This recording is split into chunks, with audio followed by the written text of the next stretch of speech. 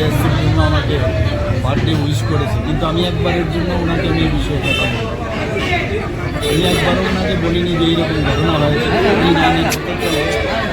এবং সেটা আমি কালকেই রাত্রিবেলায় আমি পুলিশকে বলেছি কাউকে যাতে না ছাড়ে। এবং ওনারা যখন আপনারা দেখেছেন এখন প্রতিটি জায়গায় যখন এই ধরনের ঘটনা ঘটে পুলিশ কিন্তু অ্যারেস্ট করছে এবং যা যা মানে আইনের শাসন যা যা দরকার সেইভাবে কিন্তু সাজাও হচ্ছে। তো আমি বলে দিয়েছি কালকে যে কোনো অবস্থায় যাতে না ছাড়া হয়, কিন্তু আমরা কমজোর হয়ে কাউকে বলবো যে কী হচ্ছে কেন হচ্ছে, that I will not wish করেছে ভালো, ভেরি গুড, আমিও উইশ করবো যখনই হবে, কিন্তু বোঝা উচিত।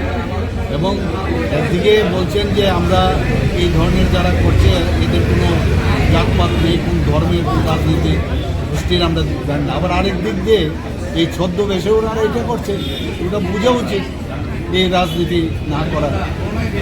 আজকের দিনে আর কী বলবো, আমরা যে যে কথাগুলো আমি সেই মুহূর্তে আমি সামনেতে আমি যে কথাগুলো বললাম দেখলো যে সত্য কথাগুলো বলে দিয়েছি, আর এখন সত্য কথা হজম হয় না, এটাকে মানুষকে বিভ্রান্ত করার জন্য আবার সেই গোয়েবেলসও কাদায় বলছে আমি নাকি অজ্ঞ, ইতিহাস আমি জানি না।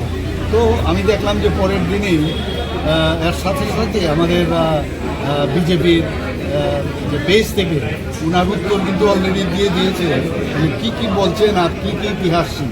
তো কী বলবো না, ওনারা তো এইভাবে রাজনীতি করে এসছে, সামনে একরকম বলেন আর পিছনে আরেক রকম বলেন, আর এই ধরনের রাজনীতি মানুষ পছন্দ করছে, মানুষ বুঝে। আমি সব কটা প্রশ্নের উত্তর ওনাকে নিতে